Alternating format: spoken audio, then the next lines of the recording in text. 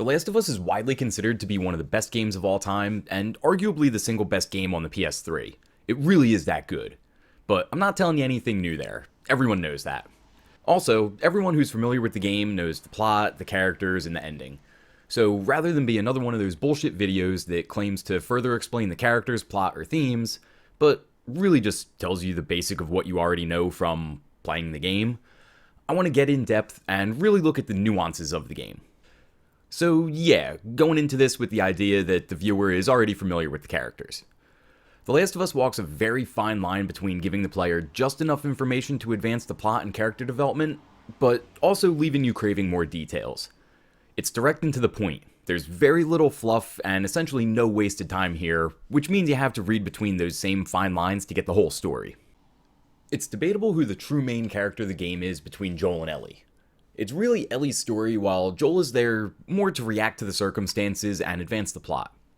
Ellie wears her emotions on her sleeve and is still a kid, so there isn't nearly as much left to the imagination on her part. While she does have depth and development, there isn't a ton of information about her that we don't know or can't easily piece together. Joel, on the other hand, has seen and done some shit in this world, so it's the easiest place to start. Not to mention that he knew the world before the Cordyceps outbreak, which is a world Ellie really can't comprehend. For those reasons, I think Joel's character has way more depth to it and much more to dive into. With this video, I want to take a look at what's truly going on in Joel's head and what influences the decisions he makes throughout the entirety of the game. And it is the entirety of the game. The quick modern day intro gives us a ton of foreshadowing into Old Man Joel's survivor. Now, this is the boring, pre-Fall of Man Joel, but bear with me and listen in for a minute. As I said earlier, this game gives you a ton of information, usually in the quickest possible time. Playing through the intro, we already learn a lot about Joel in everyday life that will translate into the post-Cordyceps world. This intro shows Joel already does what he needs to do to get by, even if it really sucks for him. We learn that he's a single father who basically only spends time either working or with his daughter. From the quick conversation with Tommy and finding certain books around the house, we can see that Joel took the chance to start his own business rather than be a normal construction laborer. He's exhausted to the point he doesn't remember his own birthday, but he's doing what he thinks he needs to do to provide for his daughter Sarah. The phone call with Tommy also tells us that he's probably employing Tommy and essentially begging him to swallow his pride about something in order to keep a contractor happy. Contractor stays happy, Joel gets the job. Joel gets paid, Joel pays Tommy, Joel puts food on the table for Sarah. We also learn later on that while he was younger, Joel had to help raise Tommy, that he had Sarah when he was still in high school, and that his wife left him at some point after that. Essentially, Joel has been taking care of other people literally his whole life. Players tend to forget that Joel is still in his late 20s during the beginning portion of the game. This is a guy who likely didn't have much of an enjoyable childhood, or probably really much afterwards into his 20s for that matter either, which also shapes his no-nonsense demeanor that we see in the real game. The two things he had that brought him real happiness were the obvious one, his daughter Sarah, and the one that tends to get greatly overlooked, which is his relationship with his brother Tommy. That's the boring kind of stuff with Joel's background. Now, when shit hits the fan, we immediately see flashes of Survivor Joel already taking shape. Without any real notion of how widespread this disease is, if people can be cured, or even what the hell's wrong with them, Joel does not hesitate to shoot his neighbor in the face when he turns. We then see another of Joel's best Survivor attributes. He doesn't panic. Joel stays calm, thinks quickly and rationally, and finds ways to live through shit situations. The entire country goes from normal to chaos in a matter of hours, and Joel manages to stay focused while keeping a level head. This poise, quick thinking, and lack of hesitation to kill would be what keeps him alive from now through the events of the game 20 years later. We even see him lose patience with Tommy over helping other families, or not flat out driving over people running through the streets.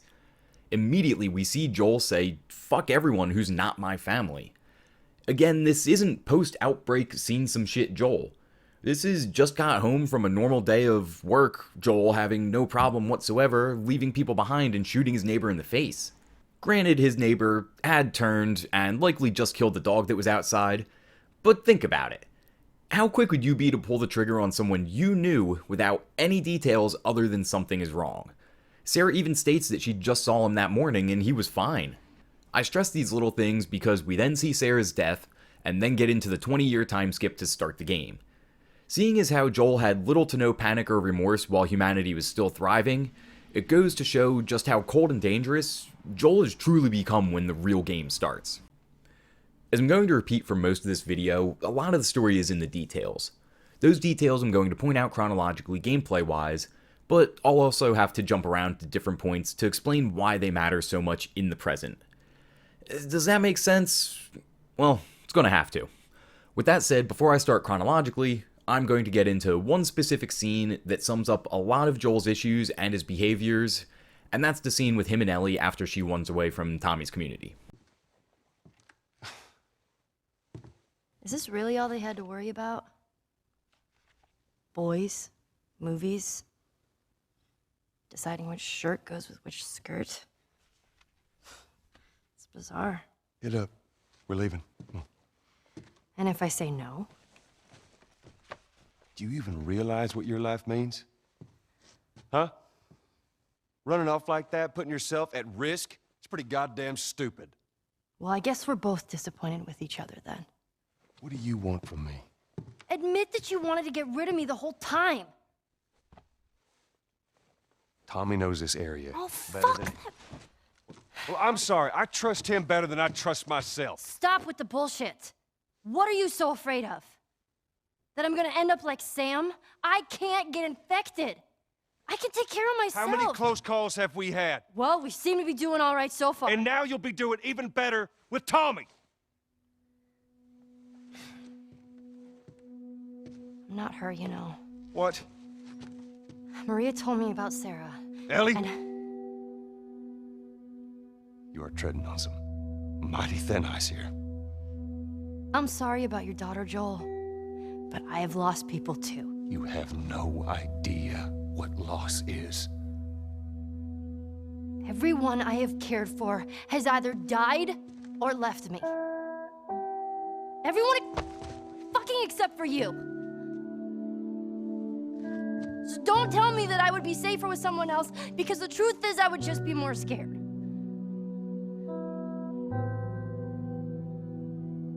You're right. You're not my daughter. And I sure as hell ain't your dad. And we are going our separate ways. Now, a lot of people take this scene at face value and go by the lines of Sarah's death as having the biggest meaning, but it's somewhat of a red herring here. The true statement that has the most effect on Joel is when Ellie says, "Everyone I have cared for has either died or left me." I feel like this is the first time Joel really relates to Ellie, or probably anyone in general, in a really long time. We don't get the exact backstory, but as I said earlier, Joel had to look after Tommy as kids, meaning his parents weren't around much, or around at all as far as we know. His parents left him. We learned that he did marry Sarah's mother, but nothing afterwards. If they left books of Joel's career aspirations laying around and pictures on the wall of Sarah with friends and family, then I feel like there would be a detail of a dead wife. If she was still alive, it doesn't seem like Sarah spends any time with her. You're left to assume she flat out said peace and left Joel. Or in the unlikely event that she did indeed die, well, then she's just another person close to Joel who died that he's tried to push out any memory of. Anyway, prior to this scene, we get to see the reunion with Tommy, and it's not really a happy one after the initial hug. In Joel's mind, he was protecting Tommy all those years, which we learn is not quite the same way Tommy remembers it, causing Tommy to then also leave Joel. It's no secret that Joel has a severe case of PTSD, but it's from a lifetime of loss, death, and rejection, not just Sarah. And that's something that people overlook all the time with Joel. Sarah is clearly the biggest loss, but in the grand scheme of his separation anxieties and anger issues, she's just another bump in an otherwise shitty road Joel has been driving down for a very long time. I want you guys to keep those things in mind as we go forward chronologically with the game's events, and take a look at Joel's interactions with other characters and breaking down other scenes. If you look harder, you notice everything in the game affects the way Joel acts, literally from scene to scene. Let's finally get into the beginnings of the real game. If you didn't piece together all those little things about Joel from the 10-minute intro, then that's perfectly fine, because the game reinforces how dangerous Joel has become early and repeatedly in the story. At first glance, we see Tess come back beaten up, and Joel is angry that she went to make a drop without him. This is because Joel pretty much told her to go away. It's heavily implied that there is a romantic or sexual or something more than business partner relationship between the two. We see this through their own dialogue, and then we later meet Bill, and he further backs things up. This wasn't Joel feeling grumpy or telling her to leave him alone or something that stemmed from an argument. He stresses we had a drop to make, inferring that he didn't plan on severing their business relationship together. This is clearly Joel pushing her away because he cares about her. We hear characters talk about being alive as being lucky, and this is Joel trying to harden himself to when Tess's luck inevitably runs out. There's also a major line of dialogue in this scene that tells a lot about the characters, but goes right over players' heads. Well, I have some interesting news for you. Where were you, Tess? West End District. Hey, we had a drop to make. We had a drop to make. Well, you wanted to be left alone, remember? So I'll take one guess. The whole deal went south and the client made off with our pills. Is that about right? Deal went off without a hitch. Enough ration cards to last us a couple of months, easy.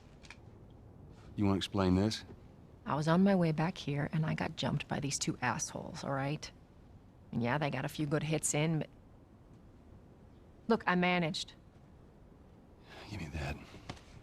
Are these assholes still with us? That's funny. At least find out who they were. Yeah, look, they were a couple of nobodies. They don't matter. What matters is that Robert fucking sent them. Our Robert. He knows that we're after him. He figures he's gonna get us first. Son of a bitch, he's smart. No. He's not smart enough. I know where he's hiding. Like hell you do. Old warehouse in Area 5. Can't say for how long, though. Well, I'm ready now. Yeah? Oh, I can do now. Did you guys catch that? Robert sent those men because Joel and Tess were out to get him, not the other way around. It was a retaliation by Robert to try and stay alive. It's Joel and Tess who want Robert dead in the first place. Sure, we see Robert is good at pissing people off, but it's Joel and Tess who intend to take him out first. When Tess is jumped, there's no waiting, there's no planning, it's not even anything to think over. It's just, let's go kill Robert. Right now. That's what Joel and Tess are in this world. On this little journey to go kill Robert, we overhear a ton of dialogue that reminds us Joel and Tess are not two people you want to fuck with in this city. Hell, the whole first part/tutorial is set up with the idea that Robert hired all these guys to protect himself specifically from Joel and Tess. Hey, asshole, what are you looking at? Ronnie, shut the fuck up, man. Hey, Joe, we're not looking for trouble, okay? No harm, no foul. More of Robert's guys. How do you know they're coming?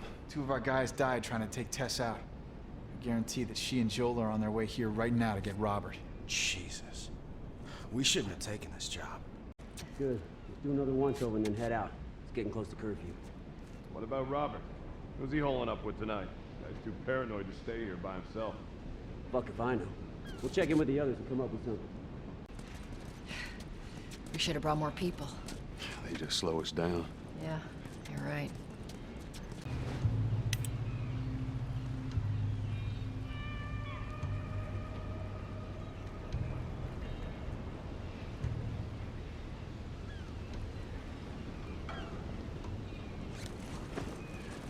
Leave it to Robert to piss everyone off.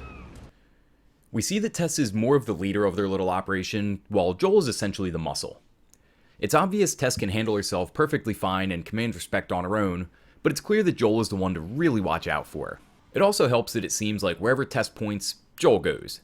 You get on Tess's bad side, you get to deal with Joel, further boosting Tess's respect level in the city's underground. It doesn't take long before we see that their reputation is very warranted. Joel and Tess have an almost indifferent reaction to violence and murder. They treat going after Robert like someone half asleep on a Monday morning treats a customer at work they don't want to deal with. After they kill Robert, we're once again reminded that Tess and Joel are a big deal in the city, as Marlene, the leader of the Fireflies, knows them personally. There isn't much screen time here, but what's said is kinda important. They do take small, not so subtle verbal shots at each other, showing that they openly don't like either party. However, there's also some weird form of respect, as Joel does show concern for Marlene, and she acknowledges that their skills are more than capable, despite not wanting the two of them for her new job. Towards the end of the scene, there is some important dialogue, though. I want Joel to watch over her. Whoa, I don't think that's Bullshit, the I'm not best going Ellie. with him. How do you know them? I was close with his brother, Tommy. Said if I was ever in a jam, I could rely on him. Was that before or after he left your little militia group? He left you too. He was a good man. Look, just take her to the North Tunnel and wait for me there. Jesus Christ. Just cargo, Joel. Marlene. No more talking. You'll be fine. Now go with him. Don't take long. And you, stay close. Let's go. Joel quickly reacts to the thought of smuggling Ellie. You can immediately tell he doesn't want to do it. When Marlene suggests that Joel watch over Ellie till herself and Tess get back, we see a distinct reaction from both Joel and Tess. This gives the player more depth on their relationship by subtly letting us know that Tess is one of the very few people whom Joel actually told about Sarah. After this, Marlene mentions how Tommy recommended Joel if she was ever truly in a pinch. Kind words in this world, but Joel then takes another dig at the Fireflies instead, showing more disdain for them because he believes they took Tommy from him. Tommy wouldn't have survived on his own and stayed with Joel more out of necessity. Joining the Fireflies gave Tommy that backup he needed to leave Joel and feel better about the way the two of them survived. Rather than just being indifferent, this is why Joel isn't particularly fond of the Fireflies. Seeing the change in Joel's demeanor, Tess tries to calm him by saying that Ellie is just cargo and to relax. Joel responding with "don't take long" has absolutely nothing to do with Tess or Marlene's safety and entirely on not wanting to spend time alone with Ellie. We get a short dialogue sequence between Joel and Ellie, and this is the first of a few times we see Joel either lie to people or try to manipulate the situation around him. In this instance, it's getting Ellie to open up. It's essentially Joel talking out loud as an attempt to convince himself against what's really going on in his head. Rather than keep quiet, Joel is the one who initiates the conversation about her affiliation with Marlene. Joel asks her age, Joel asks about her parents, Joel asks if she's trying to join the Fireflies. It's only when Ellie says, "Hey, I can't tell you why you're smuggling me," that Joel puts on the tough guy front again and says, "I don't give a shit," when he clearly does. Right off the bat, Joel shows concern for a young girl getting herself into a dangerous militia group. A militia group that Joel doesn't like, and a group that Joel just watched members get gunned down indiscriminately. Whether it's intentional or not, Joel specifically asks if she's 12, which happened to be how old Sarah was when she died. Now, this isn't caring about Ellie specifically, as it's more Joel's concern over any child potentially getting killed in front of him again. What's left of the government is currently scouring the area for Fireflies, whom, again, they just happen to get into a massive gunfight with.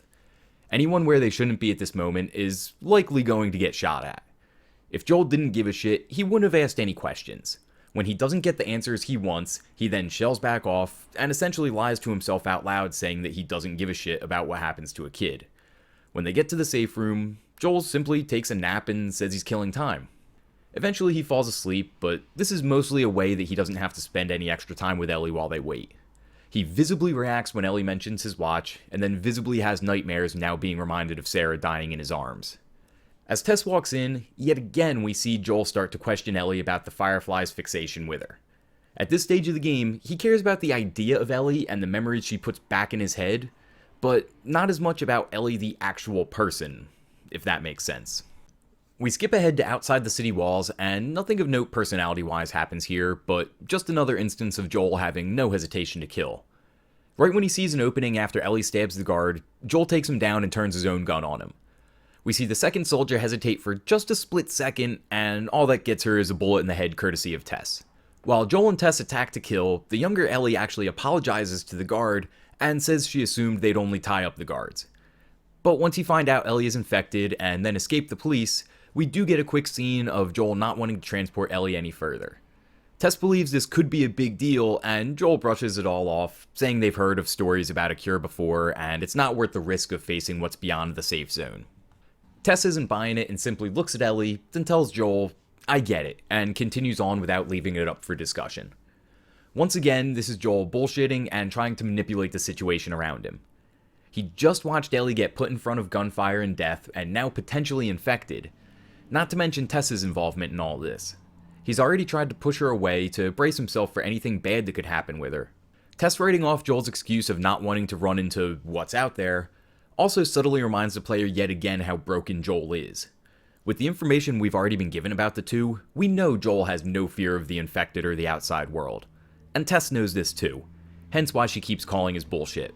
The only thing Joel's concerned with is losing Tess or watching another kid die in front of him that will remind him of Sarah. We're about to see a very brief personality flip here. After fighting your way through the museum, we see Joel being much nicer to Ellie, even if it is just for a few lines of dialogue. She blows him off when he tries to help her across the rooftops, and he still follows right behind and asks her about the view. This is followed by one of the very few times we see Joel ever so slightly smile, and while he does, he looks down at the watch that Sarah gave him. With the exception of the very opening cutscene, this is the only time we've seen Joel slightly happy, and it's not going to last for long. Tess is noticeably more impatient and tells Joel to stop remembering his dead daughter and get a move on. As we can all see coming from a mile away, the Fireflies at the meetup spot have also been gunned down. Tess kind of freaks out and it's revealed that she's been bitten. The first time you see this scene, you can tell Joel is shaken by it. But again, as you'll hear me keep saying, there's so much more behind this scene. Sides of Joel we literally never see again in the game actually. I've already stressed how dangerous the game portrays Joel. I've also stressed not just how quickly he reacts to danger around him, but how he always manages to think logically and keep a clear head in those dangerous situations. This is a scene where we see Joel get flustered, not know what to do, and initially argue about taking the obvious and safe escape route. Before we get further into Tess's death scene, keep in mind an earlier conversation Joel and Tess had while exploring. They talk about getting back to the safe zone and taking it easy. Now who knows exactly what that means, but I'm sure it at least means that they'll take a nice break from murdering and smuggling. In their world, that's like hitting the lottery. You can bet your ass that's all that's been on Joel's mind. He wants to get back home and forget about all this. Compound that with the disdain he has for the Fireflies, that he sees this mission as nothing more than a wild goose chase and doesn't understand why Tess isn't thinking the same thing. This all contributes to Joel's poor handling of the situation and really goes to show just how important Tess is to him. When he's later impaled and half dead, we still see him react better to danger than we do after he realizes Tess is going to die. Once again, they toss in a very missable but very big point. Everyone remembers Tess yelling more shitty people and Joel writing them off as survivors, but we already are aware that Joel and Tess are shitty people. It's what's said next that people don't notice. Tess starts to get a crack in her voice while she says, "This is our chance," before Joel screams and cuts her off.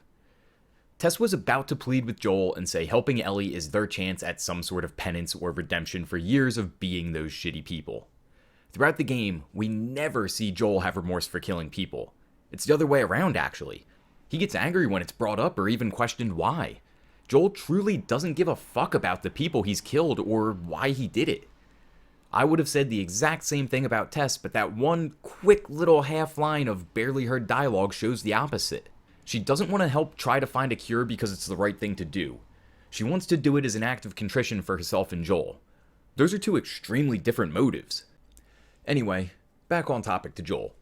He's so blinded by the thought of going back home and having some sort of normalcy with Tess that he can't even see the writing on the wall.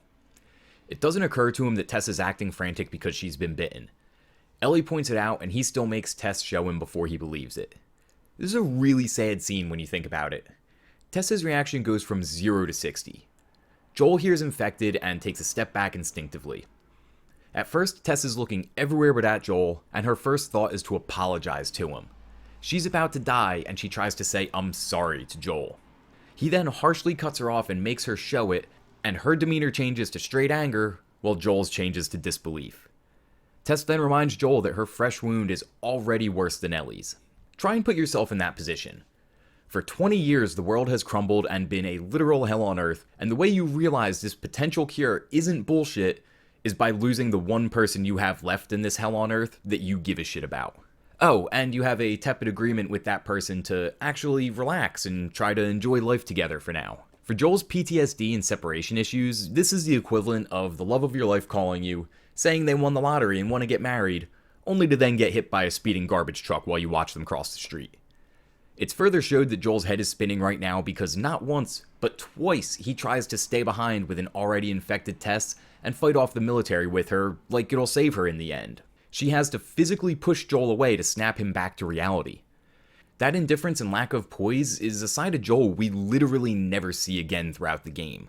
And that's something that gets lost with a lot of players, just how much Tess meant to him.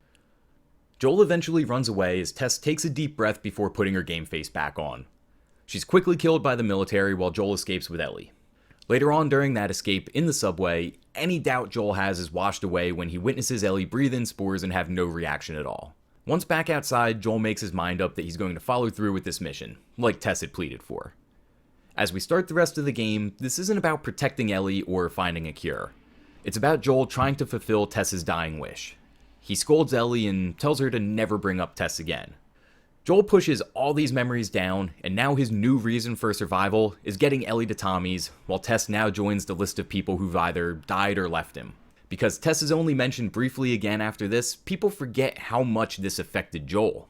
For someone with his PTSD issues, this is a huge blow to his psyche. As we just said, he basically tries to forget about her, fully becoming focused on keeping Ellie safe now. Like we saw when he questioned her affiliation with the Fireflies, Joel is now having another reason to care about Ellie through Tess's dying wish. Ellie has gotten substantially more valuable to Joel, and it's got nothing to do with Ellie herself.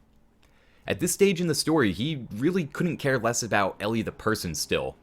She is simply a goal to strive for and a reason to keep pushing himself forward. So this thing ended up being way longer than I imagined it. For the sake of anyone who's been watching this, I'll try and break the rest up into a few more parts. Off the top of my head, part 2 will probably be Billstown through Sam and Henry's story.